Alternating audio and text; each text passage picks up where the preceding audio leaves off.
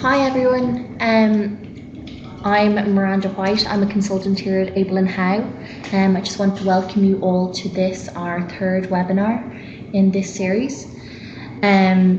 So if you missed the first two in the series, these can be found on our YouTube channel on delivering effective change management and change program initiation. This one is also going to be available online afterwards and is therefore being recorded for distribution. We will be conducting some polls throughout this webinar, so we'd really appreciate your participation in these throughout. So I'm now going to hand over to my colleagues Paul and Wayne for the next 45 minutes to discuss organisational change management. Hi everybody, hope everyone is well wherever you are across the globe. My name is Wayne Knox. I'm a manager here at Able & How. I think we'll start just by telling you a little bit more about Able & How if you've not come across us before. So we're a global management consultancy based in London. Essentially, we provide organisational change management services to many of the world's largest companies. So what that means is we basically enable our clients to realise the full value of their transformational change programs, and we do this by helping people adopt change. This ensures that they can maximise the full benefits of a program, and at the same time ensure that costs are minimised and people impacts are also minimised to the business. So today, what we're going to do is we're going to cover a couple of things. We're going to discuss the concept that organisations need to deliver more than just a technical solution for their programs to be successful. We're also going to talk about why we believe people adoption is key to maximising the benefits of a program. And then hopefully we'll be able to share with you guys some practical hints and tips to aid people adoption.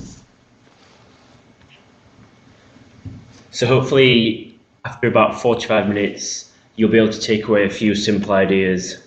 So mainly that change takes place in small spaces. You don't have to build Rome or knock down any major walls to make this stuff happen. And hopefully you'll be able to see at the end of the webinar what we mean by that. Also that we believe organisational change, or OCM as we like to call it, practitioners need a formal role for many programs to be successful. And therefore we can hopefully help you guys apply some practical examples of OCM which you can use straight away. Now before I hand over to my colleague, maybe we'll just do a first question and get you guys thinking and get the synapses flowing in your brains before we move on to some more detailed information. So what I'm going to do is I'm just going to open a poll in the top right hand corner of your screens, and hopefully everybody should see that. What we'd like to know from you guys is, have you experienced change programs in your organisation where the emphasis was on a technical solution alone? And what we mean by technical is this might be a major system change, it could be a brand implementation, it could be a reorganisation. This is a bit of a free-form question, so please feel free to write your answers, and we'll give you a couple of seconds just to do that.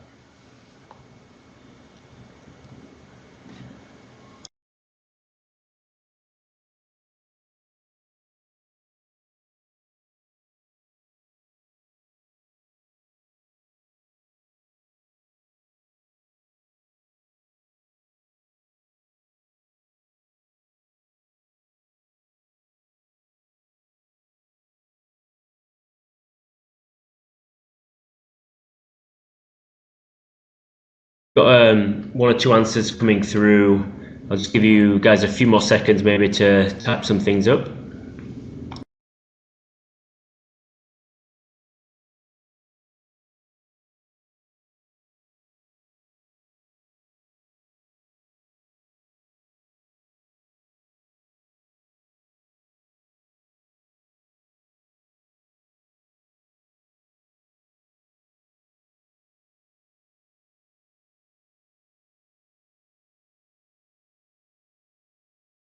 Some interesting answers coming through.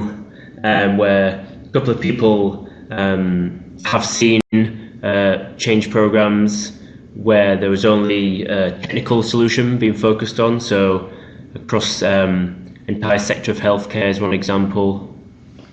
See if we've got any more coming through.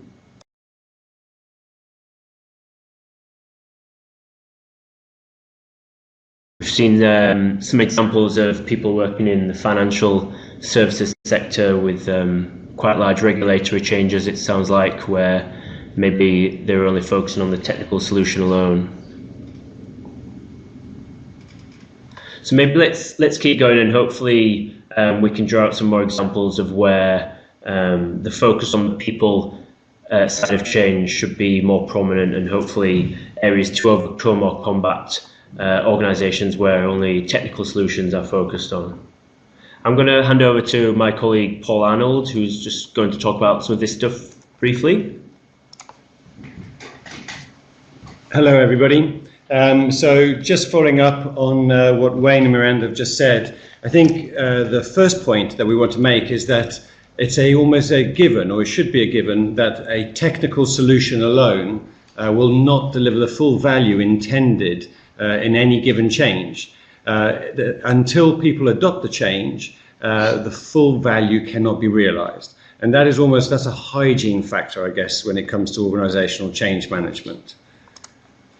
Secondly, I think beyond acknowledging that more than technical solutions are needed, maybe we're starting to see a trend in the industry that simply having a change framework in place isn't enough to guarantee that the people aspects in any given change will be taken care of. Frameworks on their own, any type of framework, is too rigid. So dedicated resources looking at people, organisational change, are needed. And that's what's led us to today's webinar. And in particular, we're going to share with you a tool that we have developed for some of our clients as part of a New Year's campaign that we do every year. And the purpose of this tool is to be able to essentially share very, very practical kind of actions. This isn't a framework. It doesn't replace a change framework, but it essentially encourages practitioners in organizational change to focus on value-adding areas. And why have we come up with this tool? It's largely because we experienced that a lot of organizations, especially those that are going through a lot of change, the speed and the frequency with which change is coming forces organizations to push into technical solutions. So saying we have a framework in place, a change framework alone, isn't enough. We need to apply some very simple, practical, tactical steps. And this goes to the very first point that Wayne, my colleague, raised right at the beginning, which is that change takes place in small spaces. You do not need a global framework to be able to enact change. So we're going to step through the tool in a lot more detail. It's broken out into 3 different areas, which are actually our service lines. The first one is change initiation. It is our view that an awful lot of large, complex programs are launched too soon. Or looking at the other way, if more investment were put at the initiation stage in terms of understanding what the change implications are, the success from launch would be much greater. So we're now going to look at a number of tips and actions where we'll briefly give you a sense of the tips and then try and give you some examples of particular actions that come with that.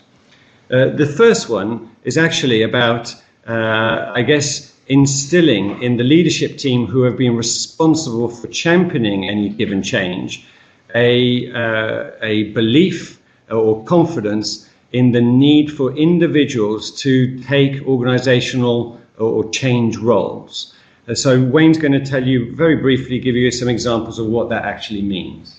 Yeah, thanks, Paul. So I guess one way in our experience we found this can be achieved is by formalizing and clarifying the role that change plays in driving people adoption and maximising the benefit of programs. And so we've often used a very simple kind of one-pager. We know that execs love a one-pager as they're very busy and need clear and simple information without reams and reams of data and detail. So creating a one-pager that can help, articulate the value of people change and the role that people change plays in programs can really help with your conversations with change sponsors.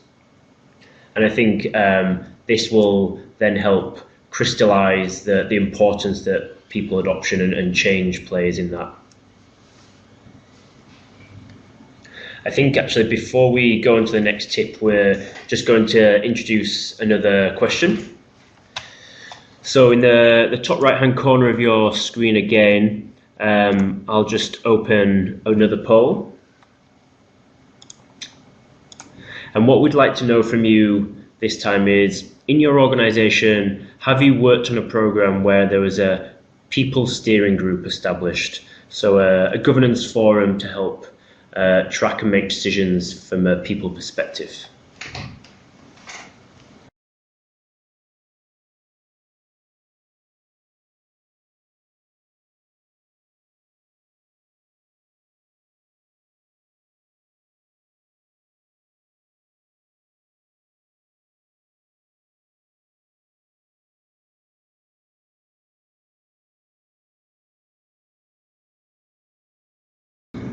Okay, so we've got some answers coming in here, and it seems most people have answered yes to that question, and people generally are seeing there are governance models in place to track people in terms of steering groups or similar, and they're usually well represented.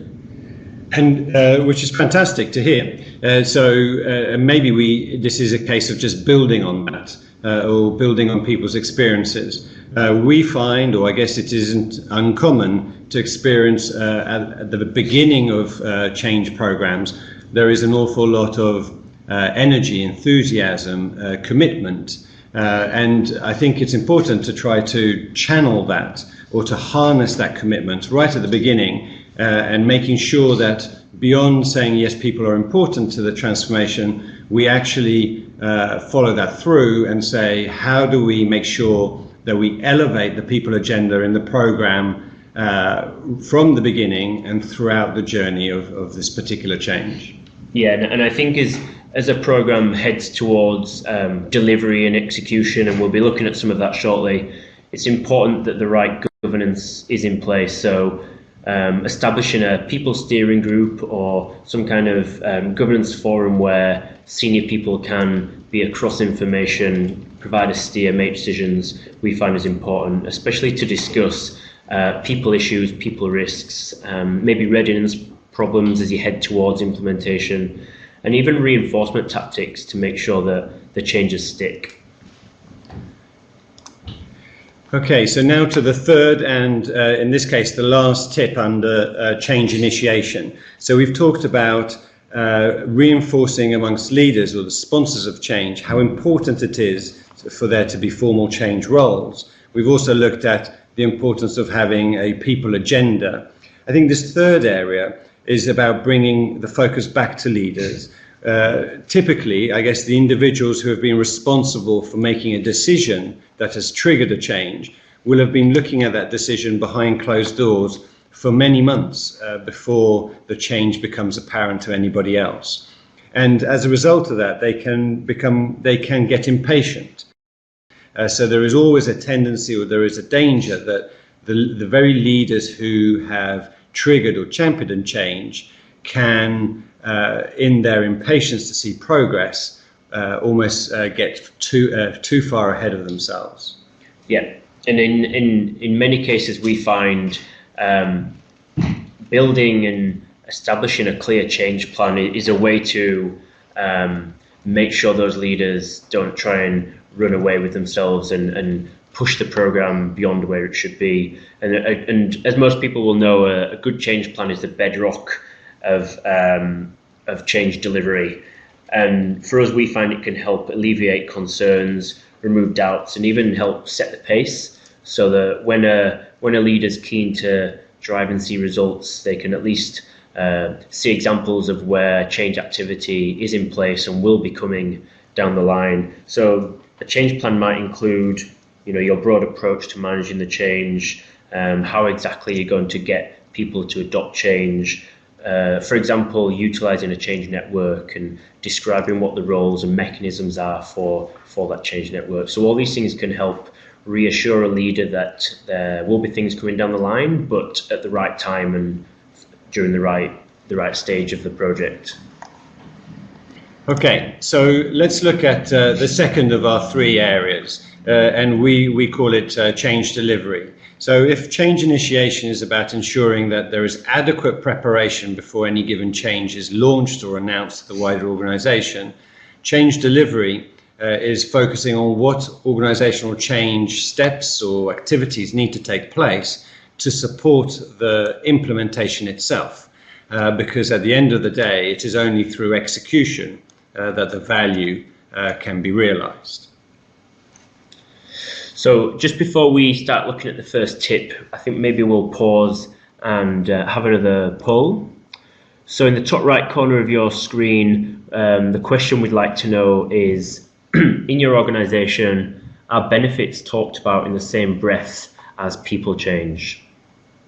So the answers we've got to select from are yes, we ensure that people outcomes are linked to the benefits of change. Sometimes, although it can be hard to ensure visibility of senior people, or no, benefits are normally associated with technical outputs of a program.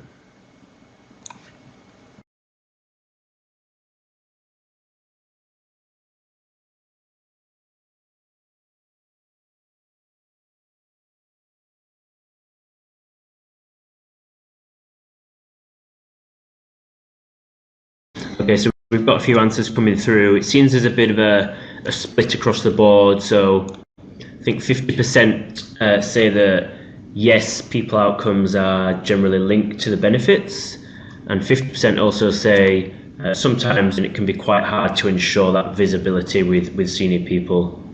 And I guess that's indicative of what we see sometimes where maybe benefits plans and hardwired benefits are set up initially, but are they tracked throughout the life cycle of a program? That's another question, and I think sometimes they disappear to the background and the focus tends to be purely on delivery rather than the benefit that has been driven or is being driven.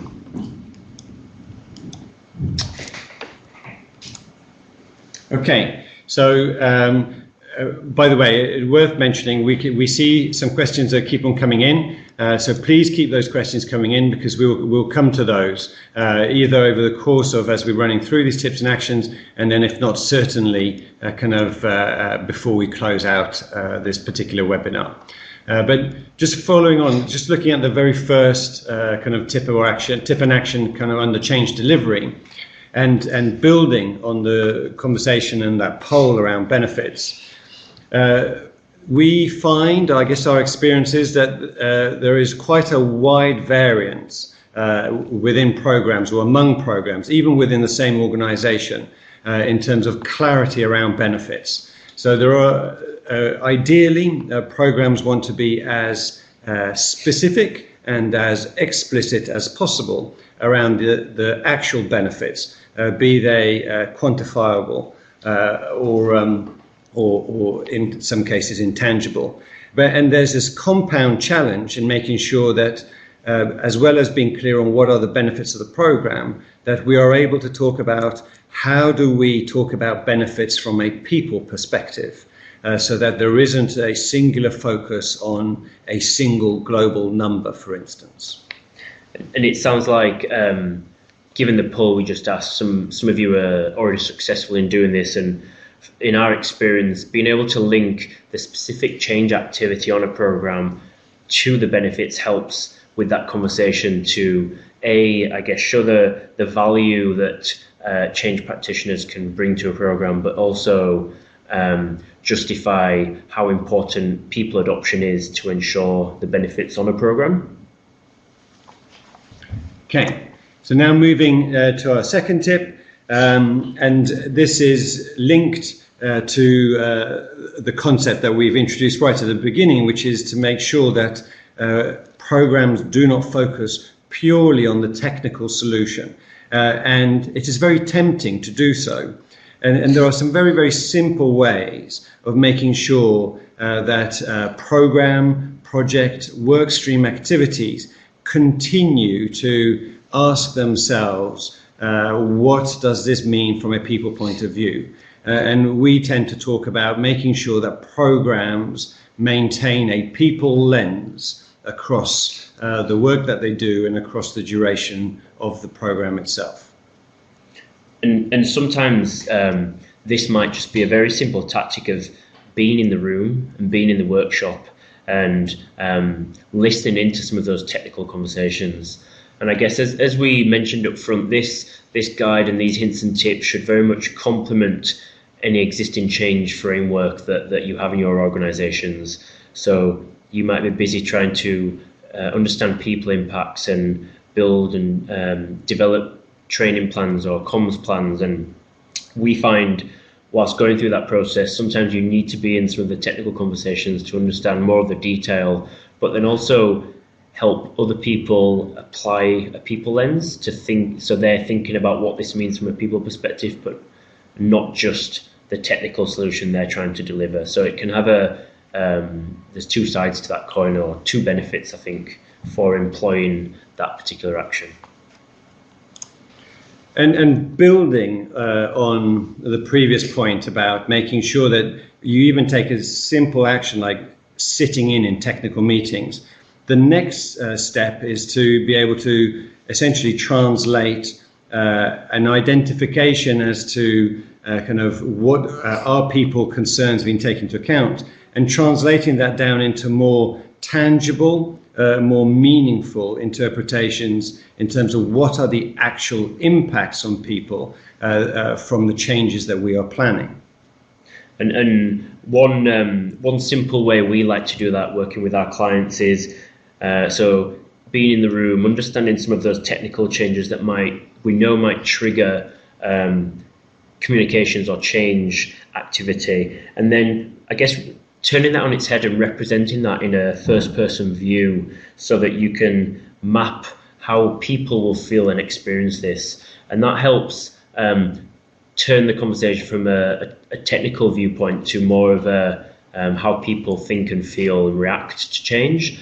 And that, in a way, can help you and help others more clearly define and understand how people can adopt change. And I think we also find it helps feed into certain change activities, such as it helps you more clearly define your training plan or your communications plan. Okay, so the penultimate tip in the change delivery space, and we alluded to earlier on, you can't just have a technical solution. A lot of the value is locked in people, and we talked about the importance of creating people governance fora to make sure that people issues or people agendas continue to be considered. The challenge, I guess, as programs gather momentum is that the focus tends to shift more and more towards the technical solution or the technical delivery. So establishing a change committee or steering committee for people is one thing. Being able to maintain that momentum and that focus is another. But being able to bring visibility of key people issues, especially close to major milestones like go live, is incredibly important. Yeah, and we know that with our people hat on and applying our people lens, sometimes people risks and issues can have a material impact on the success of a program, and therefore the success of delivering maximum benefit in your organization. And I think ensuring that you utilize a steering group or any governance forum available is really key of making sure key people risks and issues are visible, so that you can help and indeed senior leaders can help reduce the risk of those things and make sure there's a clear mitigation in place. So it's about raising visibility of issues that aren't only technical, because as we know, people issues can be a risk to the success of a program as well. Before we move on, I might just throw a question Paul's way, because he likes being put on the spot. So we've had a question raised about how we keep change sponsors interested. So maybe people are successful in establishing sponsorship or a guiding coalition, but how do we keep them interested in the people side of change? Paul, have you got any views on that one? Yeah, well, let me try. So it's a good question, and I think it's a very common challenge that a lot of programs face. And it is linked to that concept that we talked about, that in the very early days, there's an awful lot of enthusiasm, excitement behind the change, even at a sponsorship level. But that enthusiasm can quickly wane at a leadership level as leaders become impatient and want to see the change. Now, one of the challenges we find is that there tends to be, or there is a tendency to try to make a named individual or just simply a handful of individuals almost entirely responsible for championing a change. And what that does is, first of all, it puts a huge demand on a given individual or a couple of individuals. But in a way, it also maybe allows the rest of the leadership team to step away from the change. So what we tend to do is we actually, in the change initiation phase, we tend to invest an awful lot of time in clarifying all the different leadership roles required for the change to be successful. There is clearly a sponsorship role. There are some clear kind of delivery leadership roles. But then, much like communications or people management, we reinforce the sense that change is a leadership responsibility. And so a lot of investment goes towards making sure that all the other leaders who may not be directly implicated by name in formally sponsoring a change and understand explicitly what is expected of them. And there are lots of ways of doing that. So there are ways in terms of defining roles, there are ways of taking them through training at an early onboarding stage. There are even ways of maybe creating some regular drumbeat kind of touch points where those leadership teams are expected to participate so that they do not feel it is easy to walk away from the change and simply almost delegate it to an individual to run. Does that, I hope that helps. Yeah, Wayne. I think that was a good answer, Paul, and hopefully, yeah, it sounds like that was a good answer, and the person that asked the question in particular seems happy with that response. Thanks, okay. Paul. Hopefully we'll get some more good questions coming our way, and just I'll make a point that we have hopefully 5 or 10 minutes at the end for kind of open questions as well, so we will have some time for any more burning questions. Okay, so the last out of the tips within the change delivery, and again, like all the other tips, in many ways these are fairly straightforward. What we find though is that kind of making things simple, or simple things aren't always easy to do. So in this particular case, we often talk about saying, let's just make sure that we do not focus as a program purely on technical readiness. We need to make sure that people who are going to be impacted by change are ready too, because otherwise we're in danger of essentially losing momentum.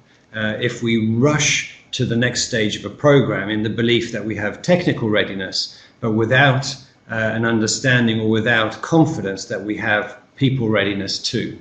Yeah, and I think people readiness checklists are no new thing to many, change practitioners out there, and we often utilize those to form part of maybe a program go, no go, stage gate. So whatever kind of the governance is in place before go live, it's important, and we always find including that people readiness checklist in that formal stage gate can ensure that before we go live, we've got a people kind of readiness perspective before we press the button. Okay, so the third and the final of the different service lines that make up this model, which is around capability, change capability. And we quite like that little strapline underneath in terms of talking about, the legacy of any given change is set by the organization's change maturity. So once the program has rolled off, once the individuals who were hired to bring momentum to a particular change have gone on to the next program, how do we make sure that enough is being done to sustain the change into a new business as usual? So maybe before we progress on to look at some of the first tips and actions, we'll have our next poll. So I'm just going to open a poll in the top right corner of your screens where we'd like to know what kind of language is used in your organization to describe people change. So this is a multiple answer question, so you can choose as many as you like. So we have transformation, change management, project or program management, organizational change, and organizational change management.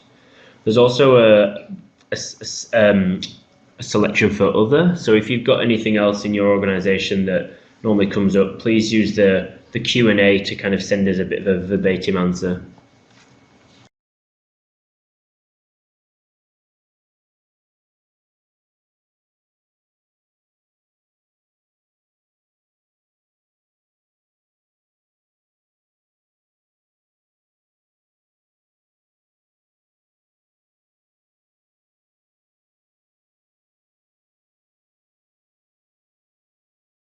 We've got some answers coming through. Sounds like quite a few people have transformation that comes through in their organisation. A couple of responses for change management. Project and project management also seems prevalent.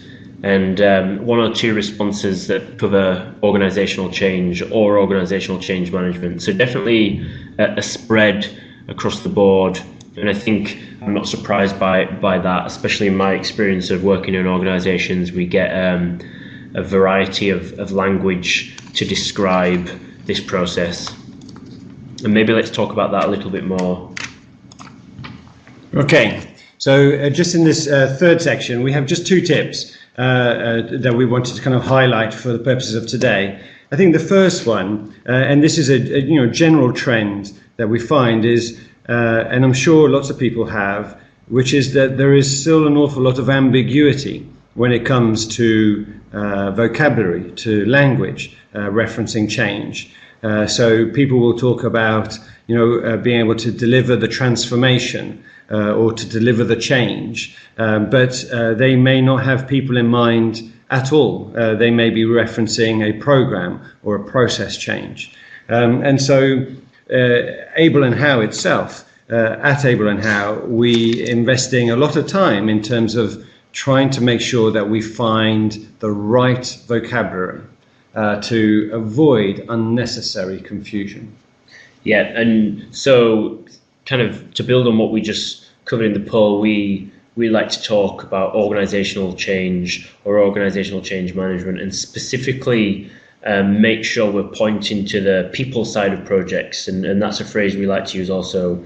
We're in the business of people side of projects, and it specifically covers people adoption, not system change, not process change, not policy change, but it's about the people adopting those technical changes. And I think many other references are sometimes overused and can become confusing. So organizational change is where we'd like to focus the attention of organizations. And so the last out of the tips that we cover, and is specifically kind of again targeting leaders, the role that leaders play in change. It isn't uncommon for leaders to view change as risky. It sits outside of the business as usual operational parameters that they tend to have been rewarded for. So we need to find ways of giving leaders the tools that allow them to have confidence in their decision making around change. So keeping change initiatives or change topics purely based on anecdotal evidence doesn't necessarily always help leaders in terms of having that confidence in decision making. And I think some areas we found work well to do this is you might have in your organisation an existing kind of measurement tool, so maybe a yearly people survey that you might be able to extract data from and help present to leaders to build a case for change and a stronger case for ensuring people adopt change. For example, in Able and How, we have a proprietary tool that we call the Change Index, which you can see more about on our website. But basically, we use this tool to survey leaders to help understand how ready the organisation are and how capable they are to take on major change, and if they're in the right space to do so. We then often use this data to share with leaders so they can make more informed, kind of data-driven, fact-based decisions, which we know leaders rely on more and more today. Okay, so that covers it's a flyby of some, and it's in no way exhaustive, but some hopefully practical kind of tips or activities that essentially complement any given change management framework, which aid organisational change practitioners and are important or needed in any given programme, environment or project environment. We mentioned right at the beginning, there were some takeaways from the session. I think hopefully these now maybe it might be the right time to reinforce them. So the first one around change taking place in small spaces. What we mean by that is that the frameworks are important, large, high touch or kind of broadcast activities are important, but really when it comes to people, the most valuable, the most effective initiatives or interventions tend to be in small spaces. And all of the activities, all of the tips that we've shared are designed to be relatively straightforward, relatively simple. They can be employed in small groups and therefore be effective. I think the second point that we raised around OCM practitioners needing a formal role, what we mean by that is that some of the recommendations or tips that we've shared require certain things to be put in place. For instance, a people steering group or a constant reminder of people issues. And for that to happen, it is obviously easier for whoever is wearing a OCM hat to have a formal role. And then the third point is that the tips that we've shared are practical. So we should be able to share these, or we should be able to apply these straight away. They don't require necessarily complex environments in order to be effective. Okay, I think what we might do, we're kind of coming to the closing stages. Maybe we'll ask one more poll.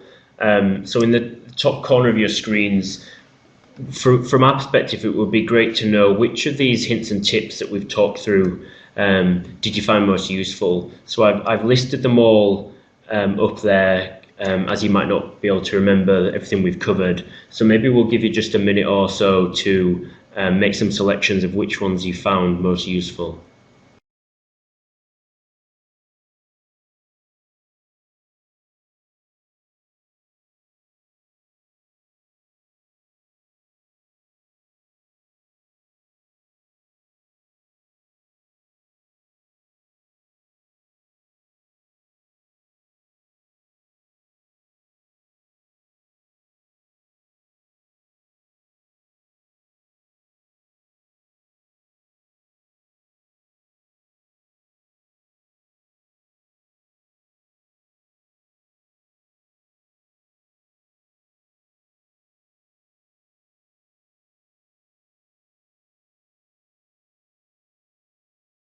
Okay, so maybe last couple of seconds to get your answers in. We've got a couple for aligning leaders as sponsors by creating that one page of view. We've also got a couple of ones for helping stakeholders understand people impacts by creating a user journey map, and a couple around the using more specific language when talking about change. So that's really good for us to know where you guys find some of the more popular ones and more useful tips. So I think that pretty much brings us to the end of our webinar. We've got a couple of minutes, and we'll open up the Q&A line if we've got any more questions from anybody. But thank you for listening. One question we've had that came through was, do we find that the use of the phrase or the term OCM is well received and understood by both funders and people? Truthfully, I think it depends, but it depends partly on the organisation, the culture, the individuals that we're trying to engage, but also I think it depends on how much investment we put in any given project or programme to engage people around the people agenda. So sometimes people don't necessarily like the term education, so maybe engagement might be another term, but we tend to find that the more we invest in terms of one-to-one or one-to-few engagement with senior stakeholders, senior leaders, to promote the notion that the people agenda is critical in unlocking much of the value that the organisation wants to realise from that change, really goes a long way towards almost reaffirming the organisation's and the leaders' commitment to the need for people to be involved.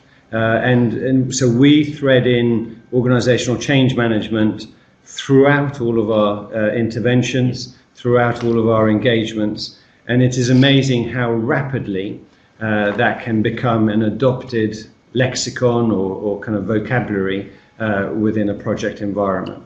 Yeah, I've seen, in my experience, very clear results of just reinforcing the terms. And if we think back to our third service line around capability, I found with the teams I've worked in, there's always an opportunity to build change capability. And that can be as simple as using the right language and explaining to people the role that change practitioners play on a project and how they're different to project managers and how we consider the people side of change. So just reinforcing in those conversations can be a really simple and clear thing to do. So we've had another question through around what types of things would we include in a one-pager for sponsors that they will be able to relate to and find relevant? It's a really good question. So we've done this in a number of different formats. Often we would actually try to build this with the leadership team, so we wouldn't necessarily take kind of the one pager to them, but we might try to engage them through a working session. But in particular, what we'd focus on are two areas. I think the first one is the role or the need for people who are going to be impacted to adopt new ways of working in order for the value in any given change to be realized. Because that goes to the heart of the sponsor's interest. So, the sponsor has championed a change, not for fun, but with value in mind, however we define value. And then the other side of the coin is to then kind of highlight all the different roles that play a part in this given change. So yes, there is a project leader, yes, there might be a change manager, but what about the workstream leads? What about the HR network? What about the change agents? Are there change ambassadors on top of that? So finding very concise, simple way of illustrating that there is almost a broad coalition of individuals who play different roles, but are all essentially championing the people agenda in order for the change to be successful. And what we find is that actually it can trigger some fairly animated debate. Who should those people be? How do we find them? When should they be involved? What responsibilities should sit in one camp or another? But honestly, if you get that animated debate, in many ways you've won. because there is some form of acceptance in the concept, and therefore it's a case of then co-creating it.